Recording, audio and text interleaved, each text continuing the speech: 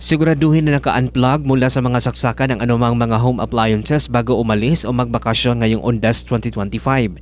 Ito ang paalala ni Fire Officer 2 Anthony Hinilo, tagapagsalita ng Cotabato City BFP. Sinabi ni Hinilo, bukod sa saksakan ay mas mabuting naka-off din ang main breaker ng kuryente sa bahay bago umalis dahil ang ibang residente ng lungsod ay aasahan ng dadalaw sa puntod ng kanilang mga yumaong kapamilya sa ibang mga lugar, kaya mas mabuting ligtas laban sa sunog ang iiwan ng bahay. Yung ating mga tahanan na wala pong tao, much better po na mag-observe po tayo ng mga bagay na makakaiwas po tayo sa sunog. Kung maaari po, i-off po natin yung main breaker or plangka po ng ating makabahayan para makaiwas po tayo sa sunog. Ang BFP Cotabato City ay katuwang rin ng PNP at iba pang security forces sa pagbabantay sa mga sementeryo sa lungsod. May mga BFP personnel din na ipinakalat sa mga terminal at iba pang matataong lugar sa lungsod.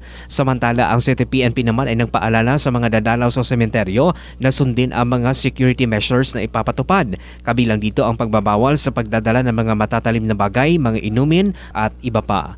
Mark Anthony Tayco, NTBC Bida Balita.